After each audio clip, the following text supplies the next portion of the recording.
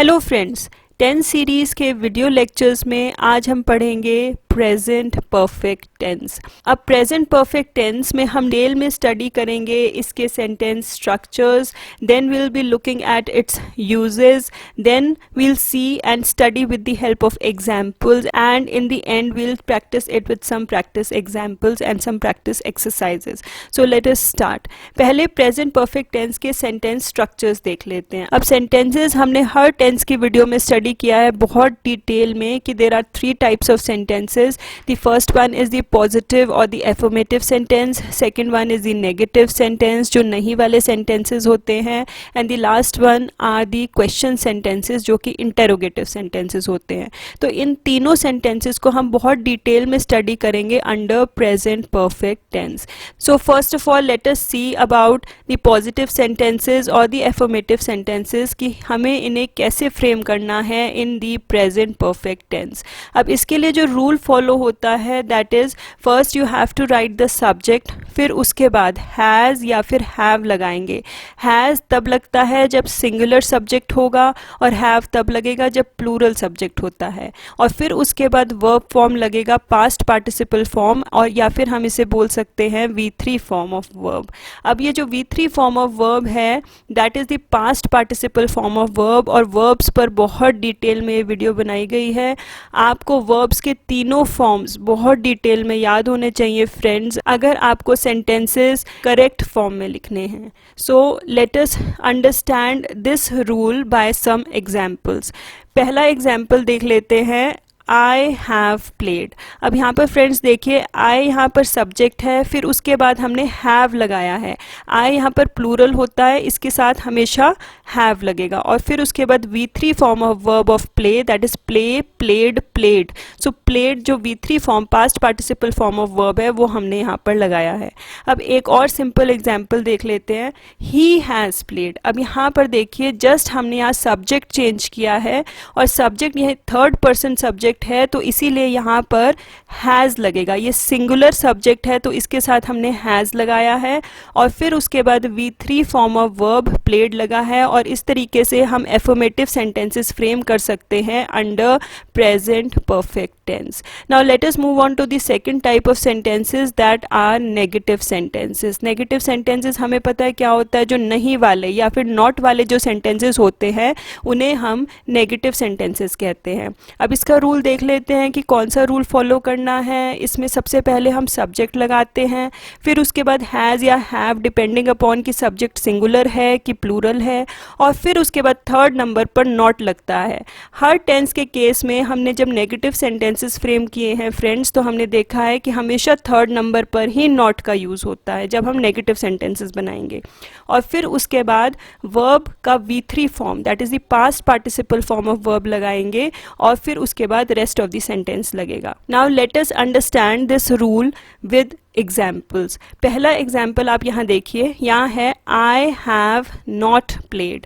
तो आई यहाँ पर सब्जेक्ट है, हैव हमें पता है क्यों लगा है, क्योंकि आई यहाँ पर प्लूरल सब्जेक्ट है, और फिर उसके बाद हमने यहाँ थर्ड नंबर पर नॉट लगाया है, and then the V3 form of verb. अब यहाँ पर हैव और नॉट को आप कॉन्ट्रैक्टेड फॉर्म में भी लिख सकते हैं एज हैवेंट। यहाँ पर एन की जगह अपॉस्ट्रोफी यूज हुई है, तो यहाँ पर आप यहाँ कॉन्ट्रैक्शन लिख सकते हैं अंडर इनफॉर्मल राइटिंग, या फिर जब हम स्पोकन इंग्लिश की बात करते हैं तब हम कॉन्ट्रैक्शंस का यूज़ करते हैं।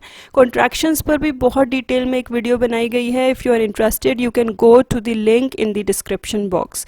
फिर उसके बाद एक और एग्जाम्पल देख लेते हैं इसमें, जैसे ही हैज़ नॉट प्लेड।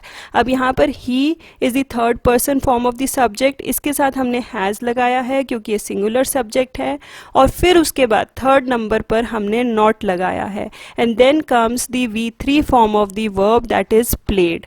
अब यहाँ पर भी फ्रेंड्स ये जो हैज़ नॉट है इसको हम कॉन्ट्रैक्टेड फॉर्म में लिख सकते हैं एज हैजंट। तो इसी सेंटेंस को हम ऐसे भी बोल सकते हैं, ही hasn't played. So friends, let us move on to the third category of sentences that are interrogative sentences या फिर question sentences होते हैं। अब इसके लिए जो रूल लगता है that is, यहाँ पर सबसे पहले हम has या फिर have लगाएंगे, again depending upon the subject is plural और singular, और फिर उसके बाद सेकेंड नंबर पर subject लगता है, और फिर थर्ड नंबर पर past participle participle form of verb, that is the V3 form of verb लगेगा, and you'll end these type of sentences with a question mark. क्योंकि ये question type sentences हैं तो लास्ट में आपने question mark ज़रूर लगाना है. चलिए इस रूल को कुछ एग्जाम्पल्स पे अप्लाई करके देखते हैं. पहला एग्जाम्पल यहाँ पर है हैज़ ही प्लेड. तो यहाँ पर सबसे पहले हैज़ लगा है क्योंकि यहाँ सब्जेक्ट है ही, तो has he and this is the V3 form of verb played and then you have ended the statement with a question mark. तो ये हो गया इंटेरोगेटिव सेंटेंस. अगला एग्जाम्पल देख लेते हैं, हाउ हैज़ ही प्लेड. अब यहाँ पर friends this is a WH question word. तो ये जो रूल है ये थोड़ा सा मॉडिफाई हो जाता है. यहाँ पर हम यहाँ पर WH क्वेश्चन वर्ड लगा देते हैं. जब WH क्वेश्चन वर्ड यहाँ लगा देंगे बाकी रूल इसमें सेम रहेगा. तो यहाँ पर देख लेते हैं यही रूल हम इस पे अप्लाई करेंगे. तो यहाँ देखिए this is the WH question word. WH question words पर भी बहुत डिटेल में वीडियो बनाई गई है. If you are interested you can go to the description box and find the link over there. और फिर उसके बाद हमने हैज़ लगाया है यहाँ पर and then he is the subject. He यहाँ पर सिंगुलर सब्जेक्ट है तो इसीलिए हमने इसके साथ हैज़ लगाया है and then the V3 form of the verb and then the question mark. तो इस तरीके से फ्रेंड्स हम इंटेरोगेटिव सेंटेंसेस जो सिंपल येस नो क्वेश्चंस हैं या फिर जो WH क्वेश्चन वर्ड वाले सेंटेंसेस हैं, इंटेरोगेटिव सेंटेंसेस हैं, उन्हें हम फ्रेम कर सकते हैं. Now friends let us see what are the uses of present perfect tense. अब the first one is to express an action which has just ended. The word over here is just. जो action just अभी end हुआ है उसको हम present perfect tense के under लिखते हैं. Now the next use is to express an action which was performed in the past but the result of which we can see or feel in the present. जो action past में perform हो चुका है पर उसका जो result है वो हम या तो उस result को प्रेजेंट में देख सकते हैं या फिर फील कर सकते हैं. तो वो सारे सेंटेंसेस भी प्रेजेंट परफेक्ट टेंस के अंडर आते हैं. Now let us study these two uses one by one in detail with examples. So पहला यूज है to express an action which has just ended. तो इसमें जो फ्रेंड्स वर्ड्स यूज होते हैं that is just, already, recently. तो normally हम ये सारे वर्ड्स वो एक्शंस रिप्रेजेंट करते हैं which has just ended. Now let us study this by the example. In the example a short paragraph is given और इस पैराग्राफ में वो एक्शन रिप्रेजेंट हो रहा है जो कि जस्ट अभी हुआ है. तो चलिए इस पैराग्राफ को पढ़ते हैं और देखते हैं कि इसमें प्रेजेंट परफेक्ट टेंस का कैसे यूज हुआ है. यहाँ पर है अ very serious accident has just taken place. तो यहाँ पर वर्ड लग गया just. So a very serious accident has लगेगा क्योंकि यहाँ पर सिंगुलर सब्जेक्ट है और यहाँ पर third form of verb of take लगा है that is taken. So a very serious accident has just taken place in front of our house. एक बहुत सीरियस एक्सीडेंट बस अभी अभी हमारे घर के सामने हुआ है. To buses have collided. अब have लगा है क्योंकि यहाँ पर प्लूरल सब्जेक्ट है और यहाँ third form of verb of collide लगा है collided. So two buses have collided with each other. दो बसेस अभी अभी जस्ट उनकी टक्कर हुई है. They have collided. One bus has, क्योंकि यहाँ पर ये सिंगुलर सब्जेक्ट है, so one bus has overturned. एक बस पलट गई है. ओवरटर्न का जो थर्ड फॉर्म है that is overturned. The other bus, this is a singular subject तो इसके साथ हैज़ लगा है और this is the third form of verb that is struck. The other bus has struck against an electric pole. दूसरी bus electric pole पर अटक गई है. द पुलिस हैज़ ऑलरेडी, अब यहाँ पर पुलिस है तो यहाँ पर हैज़ लगेगा एंड ऑलरेडी वर्ड यूज हुआ है जो हमने ऊपर मेंशन किया था and this is the third form of the verb of arrive that is arrived.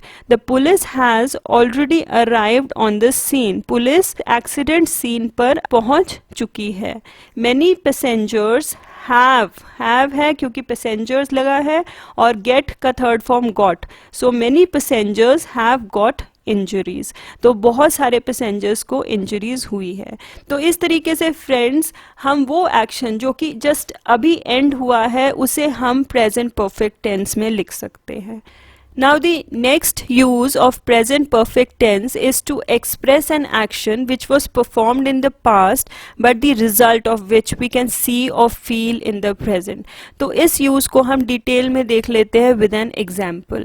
Now the first example is my uncle has got. अब हैज़ लगा है क्योंकि यहाँ पर सिंगुलर सब्जेक्ट है और गेट का थर्ड फॉर्म हो गया got. So my uncle has got an MA degree in mathematics. अब यहाँ एन इसलिए लगा है क्योंकि MA की जो प्रोनाउंसिएशन है वो ई का साउंड आ रहा है, तो इसीलिए यहाँ पर एन आर्टिकल लगा हुआ है। ये हमने बहुत डिटेल में एक वीडियो में स्टडी किया है।